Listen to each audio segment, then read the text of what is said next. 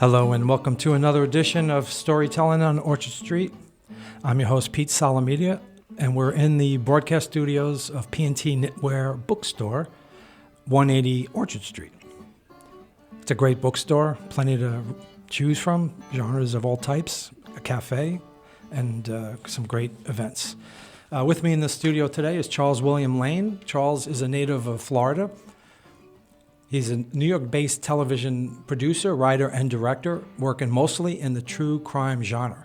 He has produced programming for ABC, CBS, NBC, Investigation Discovery, CNN, and the Oxygen Channel.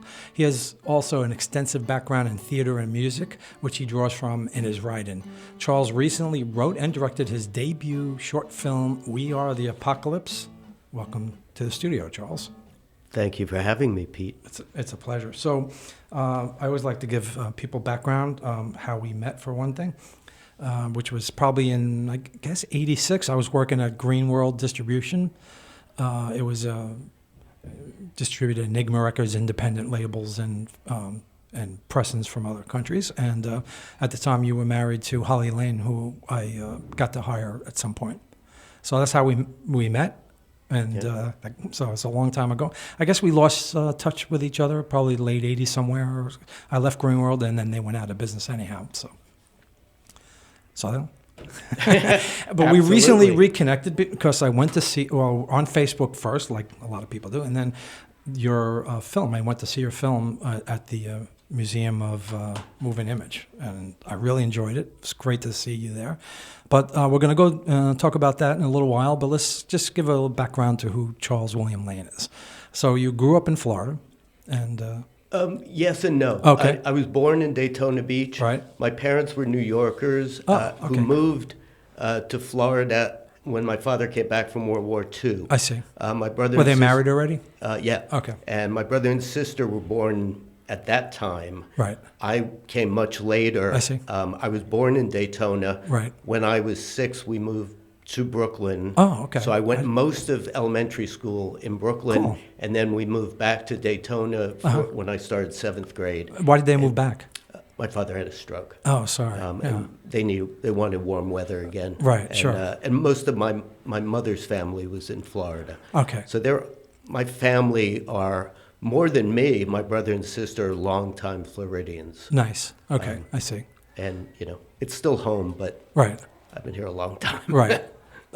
So you spent a lot of time there, though, even though you were in Brooklyn too. Yeah. Did you leave Florida to go to school, college, or did you leave it to? I mean, I know I met you obviously in New York City. Yeah, I actually I started college at Florida State, and I decided to major in theater. I had never done theater before. Right.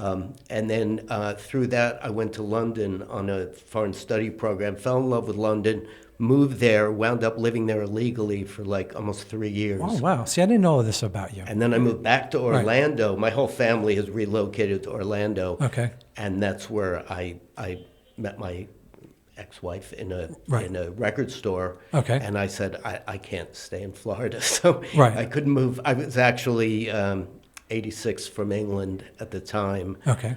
So we moved to New York. So you and Holly were already married at that point? We got married right before we moved to New York. Right. We were very young. Okay, right.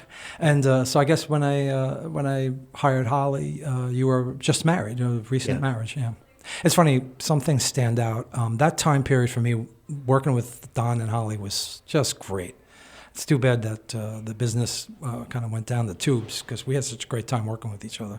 I can remember hiring Don and Holly, both like what it was like, I mean, Don definitely needed, but Holly basically made a job for her because she had a great energy and she really loved the music business. So you were working at Tower at that point, right? I did. Yeah. So I knew the music part of you. I didn't realize you had the theater background. I did, and I gave that up. And then years later, in the early 90s, I went back and studied theater again. Okay. I was an actor for a while, and then I said, I think I would be a better director. Okay. So I actually went back to school and got my master's in film. Wow. Okay. This is really interesting. It's cool. And I'll be quick in this.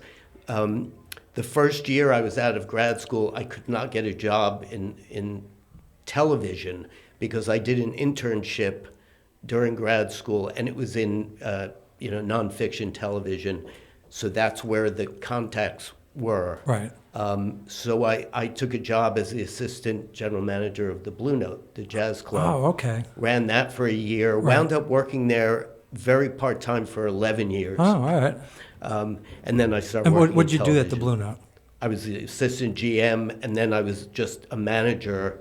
I managed like Sunday brunches. Okay. All right. So I have a long history with the Blue Note. Oh, you must have seen some unbelievable music. And I used to walk Dave Brubeck on stage, Wow. and McCoy Tyner was an in-house artist. Right. So I spent a lot of time with him. He's a giant. Yeah. Wow. So I don't want to waste time on this, but Well, it's not waste, it's I interesting. never ever listened to fusion. Right. And never really listened to prog. Uh-huh. After working at Blue Note and working with artists like Steve Lukather and Robin Ford and Larry Carlton, and I have tons of fusion now. Right, okay, And right. tons of prog rock. Right. Because prog rock's just fusion with fairies. Yeah, right. I had a period where I was listening to prog rock. I mean, I guess the greatest example would be Rick Wakeman's Journey to the Center of the Earth. I own the CD now. Yeah, I had it when I was growing up, when it came out. Straubs, that was fun. So we're going to do a little game later if I have time. I'm going to name musicians and get your take on it. Okay. But there's so much to unravel, and of course we're going to get to your film. So how did you talk about the genre, the true crime genre? Like, by the way, the reason you're on the show, besides the fact that it's fun to talk to an old friend, the show started out really mostly poetry and writers. But I called it Storytelling on Orchard Street because I wanted to have different ways of telling a story. So I didn't want to just pigeonhole it to, I do poetry, I write, and you know that, and read poetry. Mm-hmm. And I thought it was a good chance to give other poets and writers a chance. But I also had somebody who directs plays a few months ago, and a storyteller, and musicians. So the idea is it's open to anybody who tells a story, right? So true crime genre, that's definitely telling a story. It is. And the thing about true crime is that in television, I didn't start out in true crime. I started out, actually, my first full-time gig was doing bios for A&E, like Motley Crue and Vanilla Ice. Oh, wow. And well, that must have been fun on some levels. it was. But and then I did a show called Caught on Camera for Peacock, which was NBC. Right. And then I was just hired to do a true crime show, and I did it well because I just have a history of knowing a lot about serial killers, and I know how to reach out to people. I know how to talk to people well. And that's not an easy genre to work in. No, I believe that. So once you're pigeonholed, people stop. No one called me for food shows. Right, sure, I get it. They just called me for true crime. Right. And after a while, it's difficult because it's you're very often you're asking parents of someone who was murdered to talk about again. Right. Not even the first time. Right. Again. Right. Or again. Right. Sure. Or again. Right. And at some point they just don't want to talk about it. They anymore. don't. And sometimes they need to. Right. People need to talk, and that's fine. Mm-hmm. So it's an interesting genre of nonfiction television. I'm very happy now. I work again at CNN, and I'm doing a show on tornadoes, and then a show called How It Really Happened. Right. And the first thing is going to be on a famous art heist. Okay. So a lot less heartbreak. Not so much tornadoes. Tornadoes, heartbreak, of course, yeah. That's but devastation. I'm looking forward to the art heist. Yeah, right. Yeah. But true crime is interesting. Mm-hmm. And I went to Florida State the year after Ted Bundy was there. Right. So I don't want to date myself. Yeah. Right. But that was a trip. He went to Florida State? No, he killed women at a sorority there. Oh, the year before I was forgot there. About that connection. And I had a theater class with two roommates of someone who was almost a victim of his. Wow. So it was a lot. Right. back then. And Florida was full of people like Ted Bundy at the time. Why is that? Because it's a transient state. Right. People come. Right. Yeah. Right. They come It's easy to hide. Yeah. Right. I had read an article about the perfect job for a serial killer is truck driver. There's a lot of them. Yeah. Yeah. It's a lonely job. Right. And you're on the road all the time, so you have to be traced. Right. I could probably name 5. Wow. Yeah. What do you get from that? The serial killer thing. I mean, I think it's just psychopathology. Yeah. It's Did you have to study psychology at all to do this? No. Or no? Okay. No. Right. But did you get into that part of it or at all or no? Well, you do. Right. It depends on the show you're doing. Right. You do, but it's hard to, unless you're going to do an expose, or you're going to do a series on someone. Right. Like they have done, the Bundy tapes. Right. Where it's a whole series. It's hard to get into that kind of psychopathology in an hour. Right. Because very often no one knows. Right. No one knows what was going on with Ted Bundy. Right. I keep using him as an example because he's an extreme example. All right. But America, especially in the 70s, I'm not quite sure why, it was like a breeding ground, I think, for serial killers because there's so much land. Right. There's a famous serial killer now from a few years ago named Israel Keyes, and he was from northern Washington, but lived in Alaska and killed people like in upstate New York. He hid murder kits all over the country. He buried them. Right. And would case out like a family. When you say a murder kit, what's in a murder kit? Like duct tape and duct tape, knives, right?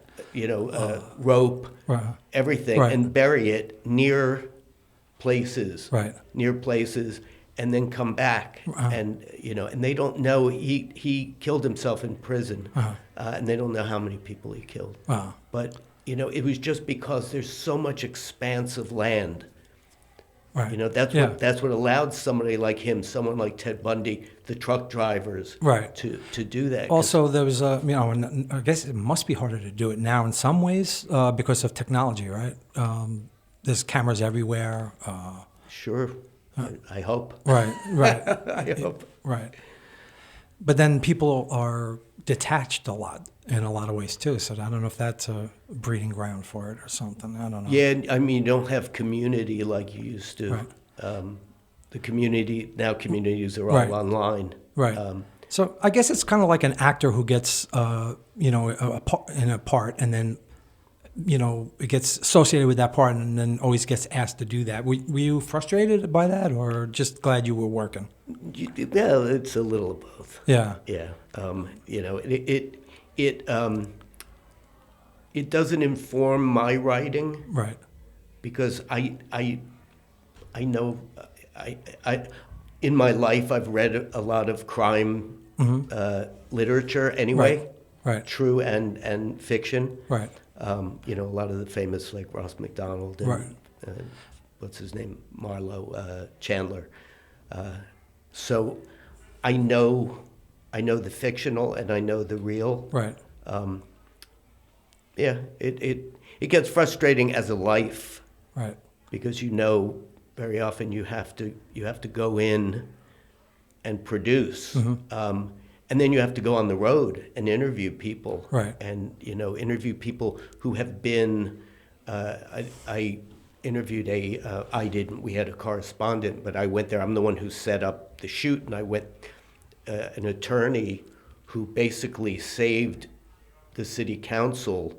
This man killed like 6 people, just walked into a council meeting and started shooting people. Wow. He was angry. It was about land, and this attorney basically saved the rest of them by drawing him away from them. Wow. And when I did the show, it was like 5 Did years. he get shot? No, he didn't get shot. The perpetrator was killed by the police. Okay. Thankfully. Wow. So he's a hero. Yeah. And he needs to talk about it. Right. And he has been. This happened in like 2010, so it's been a while. Right. he's been talking about it since. Right. Other people wouldn't talk to me. Right. They're still too traumatized. Yeah. So it just, Everybody's different how they respond. So I to had a it. wonderful time with him, Right. and we've still stayed in touch. Right. Like 6 years later, because we developed a good relationship. What's harder, talking to the victims' family and friends, or the perpetrator? We never talked to the perp. To their family? I've never. The only time you talk to the perpetrator's family. Yes. Right. They Yeah. rarely talk. Right. Too ashamed, or they still think they're innocent. Right. And want them at. Wow.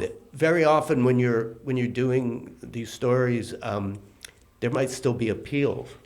Wow, And okay. you can get shut down because Right. suddenly there's a new appeal. Right. If people are especially if they're on death row or Sure, that's life true. with parole. These stories don't always end No, and it can pop out of nowhere. Right. Right. But Wow. yeah, it's fairly. So how long you intense. been doing this? I started. Well, I graduated grad school in 2007, and I started in television maybe in 2008. Right. And so I've been doing true crime maybe since 2010, Right. 11. Okay. And you said when you write, so are you writing for the shows? No, I Or are you writing refuse. okay. I refuse to write. Right. So I know you wrote the movie we're going to talk about, the film. Yeah. Have you written other things? Yeah, I have a feature that I wrote. Because I was going to write. We were talking before about novelists. I was going to write a novel. Wow. I read a lot. Right. Yeah. A lot of novelists and a lot of literature, and Right. that sounds stupid, but I was going to write a novel, and then I just said, between work and everything that was going on, I don't know if that's the direction I want to go. So I said, let me see if I can write a feature Right. script instead of a short. I don't know why I started with Sure. a feature. Right. And so I wrote a feature. I finished it about 6 years ago. What was it about? Oh, that'll take us the whole thing. It's about three women in New York, but it could be any large city. Right. Three women and their different approaches to motherhood and their different relationships to motherhood, and all three of them come in contact with this shadowy rogue detective who upends their lives, and three of their lives intersect. Okay. Until you're not sure if the middle story is the main story. The script is called Identification Laura Bracken, and it's really about this middle-aged woman trying to find her own identity. Okay. And her psyche splits into three people. Right. So you wrote that before We Are the Apocalypse. I did. Is there a reason why you switched gears to that? Because I found out when I wrote Identification Laura Bracken, the first thing I did was send it to Sundance. Okay. And it got The script. Yeah, Okay. it made the second round into their lab. So they have like a script. They have a lab. screenwriting Okay. lab. Right. Okay. So with their lab, I think it's May 5th. You send them, an artistic statement, all this stuff, and you send them the first 5 pages of your screenplay. By August something, you get notified if you've made the second round. Okay. When you get notified, you have 2 weeks to send in the entire script. Right. To see if you made it into the Okay. second round to get into the lab. I didn't make the second round with the script. It was my first script. Right. I'm like, fantastic. Uh-huh. So then you start sending the script around, Right. to agents, to festivals. Right. I won like 5 festivals. I went to London, one fest, and couldn't get any interest in producing Right. it. So I said, well, let me try a different tack. I'll write a short Right. and self-fund it, and that's what I did. Right. And now I'm trying to get people interested in funding another short or a proof of project. No chance to go back to the other one? Have you given up on that one? Oh, that's on. There are websites that you put it on where producers troll, and when I go to festivals, I hand that out as well. Oh, okay. So you're still trying. You still Yeah. hope. There's still hope for doing. And I'm writing another feature that it's not a sequel, but it features the mother and daughter of the first script. Oh, okay. And it's about art forgery, and it's even more of a psychological thriller than the first one. It was an exciting movie. Why don't you explain to the listeners or viewers We about Are the Apocalypse? Yeah. Well, by the way, you gave me this great T-shirt, so let me hold that up for the camera. Can't wait to wear it. and if you love the T-shirt, There we go. it's on sale on my film website. Oh, cool. So, Well, yeah. Make sure give the information Yeah, out so people can look you up. yeah, the film. I don't have a filmmaker website yet, but I have a website for We Are the Apocalypse, and it's wearetheapocalypse.info. And we have my wife made the website. She Nice. has a store on there for the T-shirts. Cool. So, We Are the Apocalypse it's about I could be very it's a bit cliched. It's about toxic masculinity. It's about generational gap. Mm-hmm. And people screwing each other up. People screwing each other. People definitely screwing each other over. Right. But it's about an older the protagonist, if you would call him a protagonist, Dr. His name's Davis Runneker. He's a no one, somebody that I met many times over the years. He was an ex-art critic. He was a painter who never made it. So he was a teacher, an art critic, an art, a writer, and he's middle-aged, older middle-aged. And he's been going to this young woman for massages, so to speak. Right. She has a lot of issues, and she's part of a group called IFAC. I never remember what it stands for. International Freedom Anarchical Coalition. Is there something actually? Does that exist? Oh no. Okay, it's totally made up, right? Well, I grew up, and you grew up in a time with like Symbionese Liberation Army and the Red Brigade in Germany, the Baader Meinhof.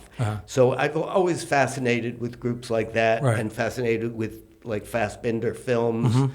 And he did a film, Third Generation, I think, about a group like that. But I wanted to really take like a younger generation who are groomed on media, Right. where everything is.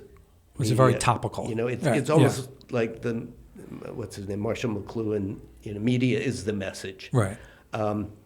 And pit them against baby boomer, who doesn't even realize his own misogyny, and so he's been going to this woman, but she's part of this arts coalition, who decide they want to make a big grand social statement. Right. So the statement is to kidnap a billionaire, Right. Whose name is Donald Runciman, Right. based on who knows. Yeah. And hold him for ransom and have him beg for his life across all social media. They're filming the entire thing. And then when they get the money, their goal is to continue this. They're going to blow up Mount Rushmore. Right. Because they've heard. Now, I read an article years ago, and I still haven't confirmed that it's true, that behind Lincoln's head at Mount Rushmore, there's a big library with all the plans to create Mount Rushmore. So they're going to fill that with dynamite and blow up Mount Rushmore, therefore destroying, the monument to social greed and rancid capitalism. Okay. Well, they kind of have a point there, don't they? They do. And they're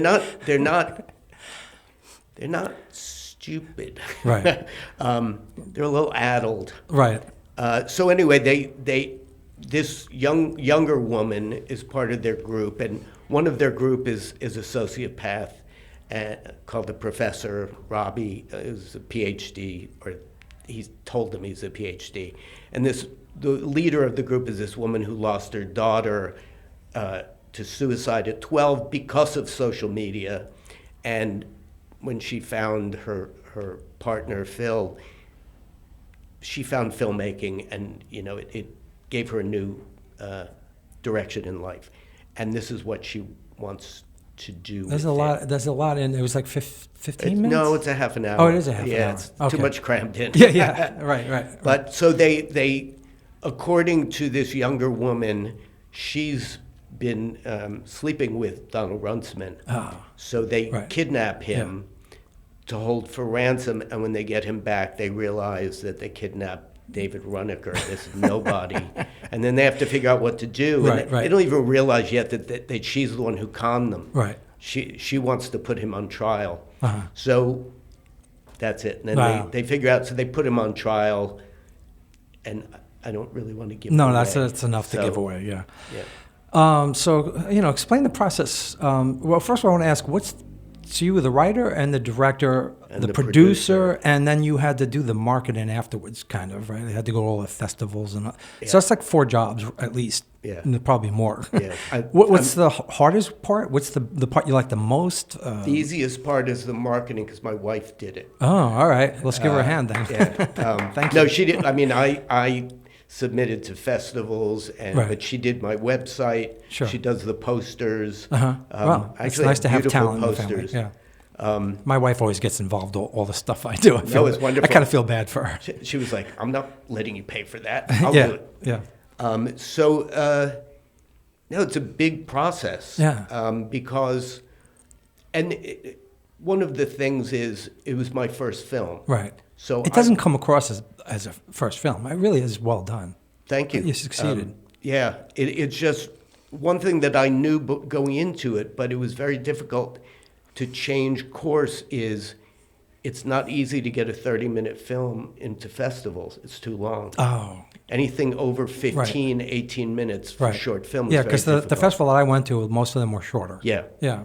Yours went so fast, I didn't realize it was 30 minutes. Thank you. Yeah. And that, to me, my cinematographer and editor have gone overboard. I paid them both, but I wouldn't say I paid them, because they've worked way more than long after. Right. And were they people you've worked with before? You knew them? The cinematographer I work with in television, and we've become very good friends. Right. So it kind of did you half a favor, or more. more.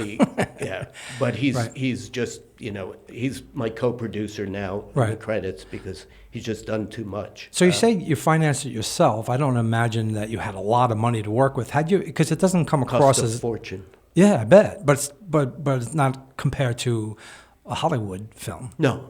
So how do you? It doesn't look low budget to me. It didn't come across like that. How'd you pull that off? Because I paid a lot. As I said, it was my first film, and because I've worked so much in television, I'm used to just saying to my line producer, "Here, take my credit card." Right. Because it's a corporate card, right, or whatever. Right. And I was saying, "Here, take my debit card," and then suddenly realizing, I have no money. Right. And I think I hired too many people. Oh. Not too many, but that's why it works. Right. Yeah. But I think the next film, I'm planning on shooting a short, like sometime in October. Mm-hmm. It's going to be less than half the crew. Okay. And it's going to be much shorter. Right. Were there people that had multiple roles in the filming of it, or no? Not really, and that's the problem. Right. I really wanted it, and guess what? I wanted it to go really smoothly, and it didn't. Okay. Even with everyone, because film is not smooth. Right. No, I can't imagine. You have location noise that you didn't plan on. You have, the temporary grip that you hired for one day because the other guy couldn't do it, says, "I'll take the van back," and runs into another car. Oh no! And then you that have really to pay. happens. Oh yeah, yeah. Jesus. Knocks somebody's mirror off. Right. Or something. I don't think people realize what film people go through. Well, here's the thing. I'll be very quick. Somebody that I worked with in TV said that they would do the location scouting for me Okay. for free. Wow. Yeah, That's a didn't big help. happen. Oh. So they dropped out. I Right. had to do it with like 2 weeks Oh, to no. go. So I needed Jesus. the main location was a warehouse. Right. I found a wonderful place in Greenpoint. Mm-hmm. I went never ever go look at a location on a Sunday. Right. I went on a Sunday. It was beautiful. Because it's quiet. Yep. It was a building with a lot of different spaces. I think I remember you talking The about day that we, the first day we started shooting, we were like, "What's that noise?" There was a sewing company below Oh, us. my God. Jeez. So we almost shut down production. Right. And You must have been freaking out. Yeah. Oh, God. You know, I feel and, your pain. and then you're fighting with the people who are renting you the space, and it's Right. like, you couldn't tell me Right. that. Right. You You know? only, yeah, like So you it's can just- only film at this time. Yeah. Like at night or whatever. Yeah. Is that what you wound up doing? No, we wound up just pausing, asking them no. to stop, asking, Oh, and then I thought I was going to have to do ADRs, so it's basically voiceovers after the fact, Right. with all my actors. This editor I hired got rid of all the ambient noise. Oh, I that's don't awesome. know how he did it. Right. Technology. Nobody said they A win that for it could be- technology, but yeah. no one said it could be done, and he did it. Where'd you get the actors from? Did you know them previously, or you? I you knew had to the do lead cast actor. calls? I'll give him a little plug. Pat Skipper. That's a good idea. Yeah. He's in everything. Right. He's been in Boston Legal. He had a recurring role. He was Scully's brother in the X-Files. Oh, wow. We were college roommates at Florida State. Okay. So See, connections. like Little could you have known that would happen. no, we from were you when you roommates. were roommates. No, we were roommates in London actually. Oh, okay. And we were at Florida State. We were in Line of Winter together. Huh. On Okay, stage. right. And I went to LA like 5 years ago, and we had reconnected on Facebook. See, Facebook does have some value. Oh, it's the only value. Right. And I said, if I shoot a film, and he said, SAG day rate, fly me to New York. Right. I'm in. So he did it, and he was great. What advice would you give other people that are looking to do film? Because actually, I work with somebody who just did a film. I don't know if he's going to listen to this, but there are people out there like that. It's not easy to get into the business. So I would say, if you're young, like really young, well, he's like in his 20s, late 20s. that's young. Yeah. I would say shoot 3 films for no money. Right. And make sure you have a good script and decent actors. Right. And just shoot for no money and shoot a short. Right. I would spend a year trying to, if you're going to write yourself, Right. trying to figure out how to tell the best story in the least amount of pages. Right. Because it's just going to help you in the end. Sure. I had cash in the bank that I shouldn't have spent, but I had it. Right. And then when it was gone, I was like, oh, I don't have it Oh, now. wow. But I have my film. Right.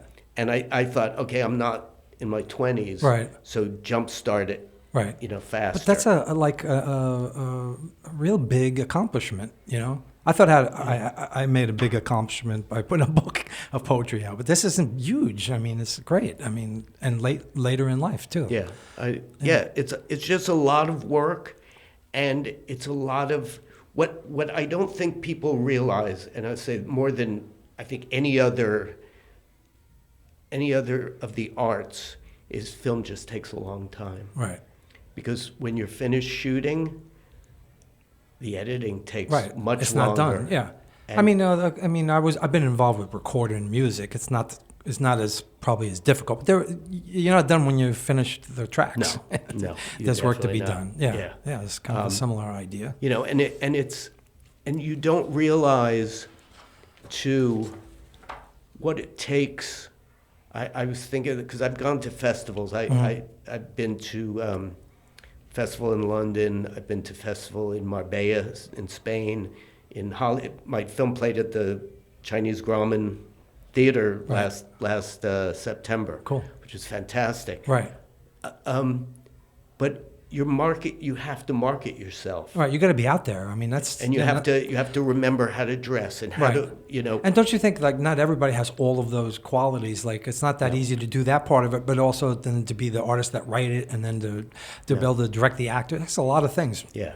And So, okay, so if suddenly somebody said, "Well, you're great. I want to hire you for a film," what role out of all those would you most want to do? If it was like you didn't have to do them all, like what would you drop? if somebody was hiring me, I would say hire me to be a director. Right. But I don't have that much desire to direct other people's material, unless it's like Tom Stoppard. Right. Right. Or, you're looking to direct your creative. Yeah. Right. And I would definitely. I was just in the UK on a little vacation, hanging out with friends, having a wonderful, too much fun. And I met with these two producers that I had met in Marbella. They're both, one's Irish, one's English. And the Irish producer was asking me, would you, with your feature, would you give it to someone, would you give it to a woman to direct? He was just trying to figure out who I was. And I said, I'll give it to hermaphrodite. You don't care. I don't care. If somebody's interested in my script. Yeah, why would that matter? And keep my name on it. Yeah, no, sure. Yeah. It doesn't matter to me. Yeah. So but I also don't want to write what someone else wants me to write. Right. Like, it's an interesting career balance to be this age. Right. And think like, well, I don't want to do that. I don't want to do that. I don't want to do that. Right. I just want to do this as best I can. Right. And if I can make money, that would be wonderful. Sure. Right. And if I don't, right. Yeah, it's not like, you're in your late 20s and this is your goal for the rest of your life. Yeah. Right. Yeah. And I don't want it, a lot of things are about, getting a name as a writer so you get hired as a staff writer on the next West Wing. I don't want to do that. Right. So I think we have enough time. So there's a couple of things. I usually like to read one of my poems. Yeah. So I want to do that. But I want to go, so see how much time this takes. But, our connection originally was music, I think, right? I work for a record company. You work for Tower Records. People have no idea what that was like, Tower Records. God, remember that? It's incredible. It was crazy. I can remember going home with like 3 or 4 of those yellow Tower record bags and dragging them on the subway with me. Don't forget, I started there with food poisoning on my birthday. Oh, nice! Happy birthday! Wow. A week after they opened. Wow! Oh, you were right in the beginning. Yeah. I just moved to New York. Right. They called me in. Wow. And said start. That makes sense because it was brand new. Yeah. Yeah. What did you feel like when it closed? No attachment. No. Yeah. Once I left, I had no attachment. But the idea of that, I still like buying there. Right. I meant the idea of that. No. Well, it bothered me that they all closed. That they closed, Virgin closed, HMV, and it changed the culture. It changed the culture I know, the New York culture that I know as an adult. It was all records, man. Records and books, and As soon as I got money, I was going to a record store, buying a book all the time. Yep. Yeah. So, do you buy records anymore? I buy CDs. You do. I'm not joking, and I hate to say I buy them on Amazon. I also buy them. Tower Records has a website. I know. I saw Somebody that. bought it. Yeah. Between Amazon, eBay, Tower Records, and this other site, I probably buy over 5 CDs a month. Wow. Okay. Which is I stopped sick. buying a few years ago. I have so much in my house. We're trying to declutter the house, and sometimes I look at all the albums and CDs. I'm like, wow. I don't know. I sold my album collection years ago. But now vinyl's in a big way. Yeah. If I wanted to take the time to do it, I could sell it. I probably could make some money. If they're in good shape. They're most of them are in good shape. All right, so I'm going to name an artist and just give me like a quick reaction. Okay. And some of these I know for sure you like, and then other ones I just threw them in there. Roxy Music. I just said to a friend of mine, they're probably my favorite band. Right. Oh, that was great. First 4 albums are the best. Yep. I got to see them once. Better than the Beatles. I have a feeling you saw them more than once. Nope, never. No. No, I used to know them. Oh. Really? I worked at a pub in London Wow. when I was 20, Uh-huh. and the landlord of the pub had been Brian Ferry's bodyguard. Wow. So, and I had a band. I was living there illegally, and he wanted to manage the band, and then I got kicked out of the country. Oh, no. Damn. So I met all of them Okay. back in the day. Colin Blunstone. I love him. I love the Zombies.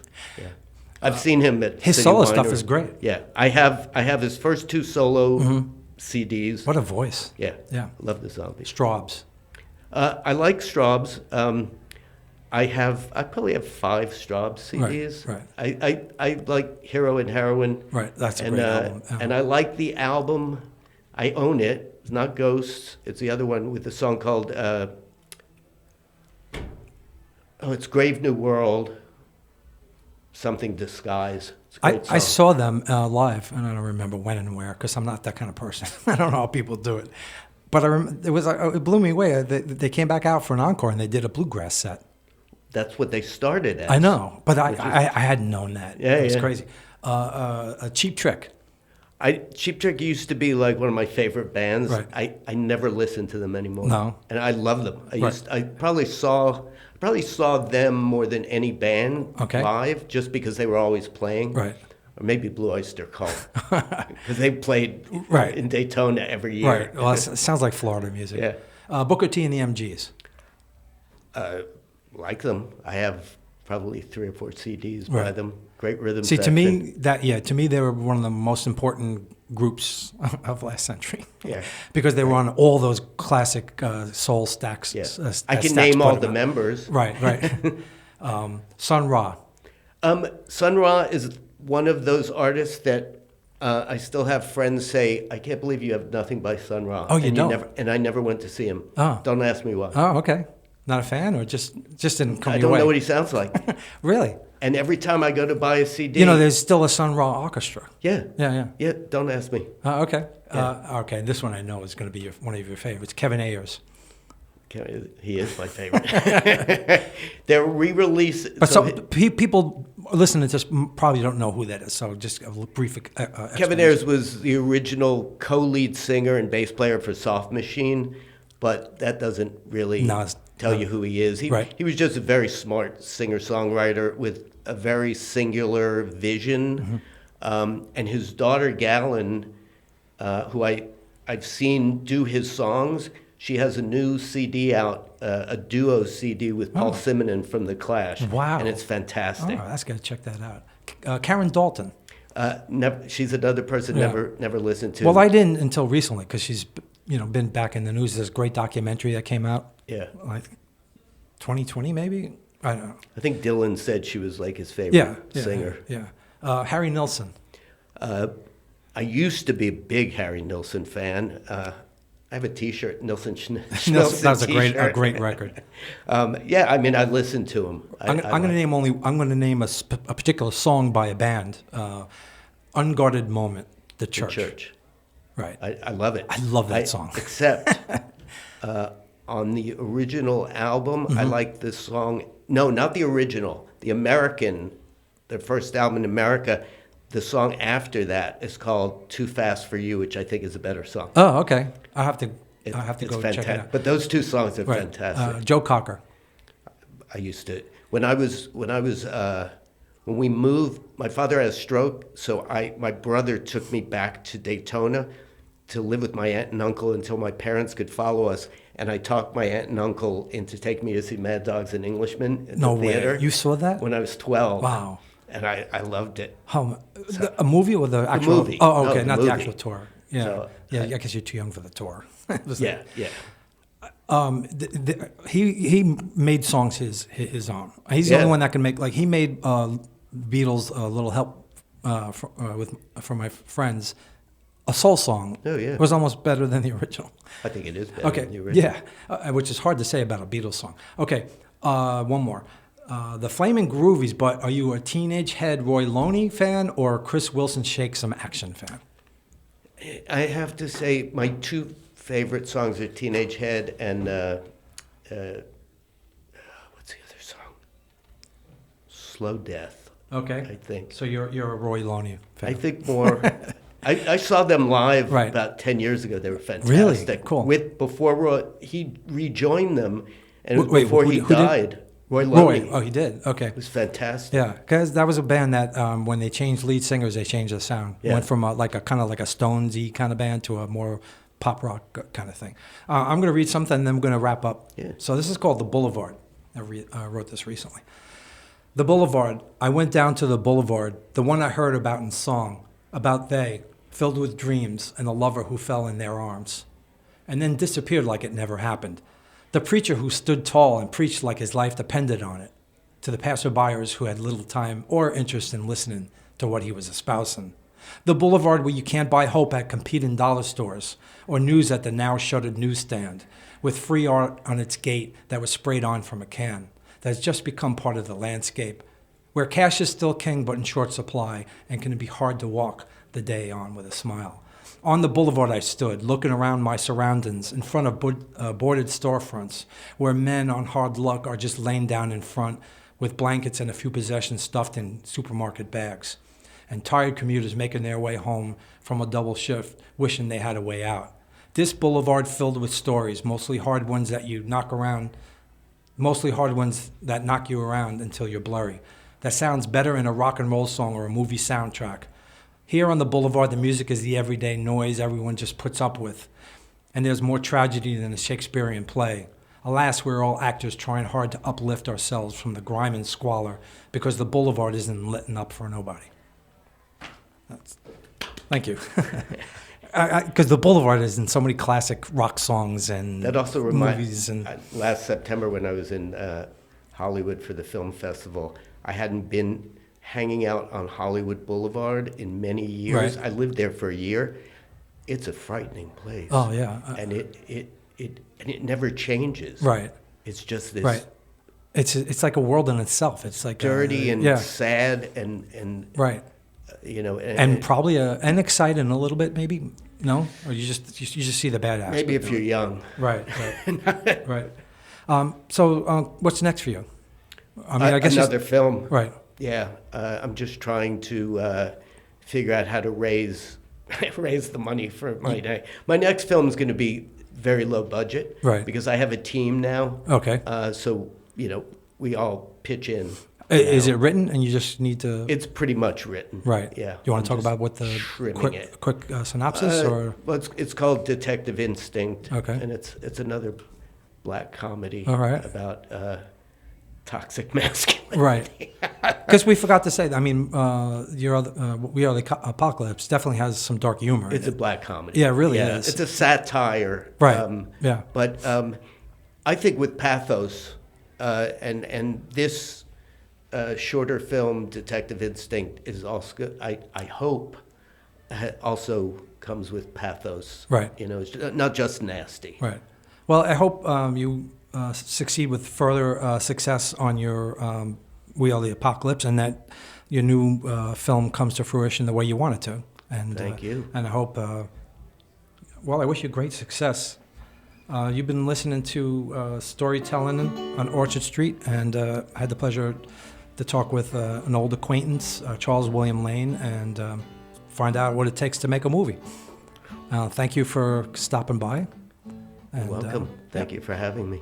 Again, Storytelling on Orchard Street, 180 Orchard Street, the podcast studio at P&T Knitwear Bookstore. I had a great time talking to Charles, and I hope you all enjoyed the show.